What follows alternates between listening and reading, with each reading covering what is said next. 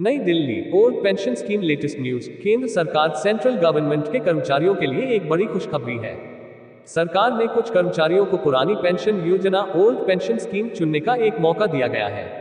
इसको लेकर कार्मिक मंत्रालय मिनिस्ट्री ऑफ पर्सनल ने एक आदेश जारी किया है। सरकार ने शुक्रवार को जारी एक आदेश में बताया कि आखिर किन चुनिंदा कर्मचारियों को ओल्ड पेंशन स्कीम ऑप्स चुनने का मौका दिया जा रहा है। तो चलिए जानते हैं इसके बारे में।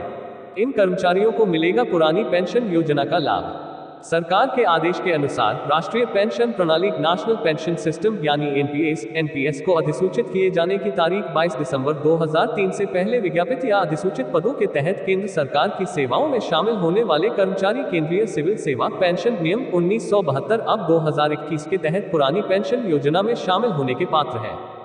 31 अगस्त तक पुरानी पेंशन योजना चुनने का मौका। इससे संबंधित सरकारी कर्मचारी 31 अगस्त 2023 तक इस विकल्प का उपयोग कर सकते हैं। इसके साथ ही सरकार की ओर से ये भी बताया गया कि यदि योग्य कर्मचारी 31 अगस्त 2023 तक पुरानी पेंशन योजना का विकल्प नहीं चुनते हैं तो उन्हें राष्ट्रीय पेंशन प्रणाली एनपीएस के तहत पेंशन कवर दिया जाएगा।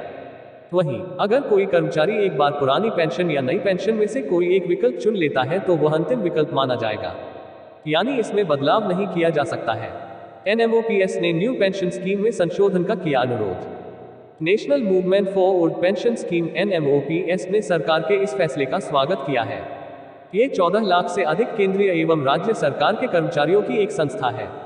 एनएमओपीएस की दिल्ली यूनिट के प्रमुख मनजीत सिंह पटेल ने कहा, केंद्र सरकार के योग्य कर्मचारियों के लिए यह एक अच्छी खबर है।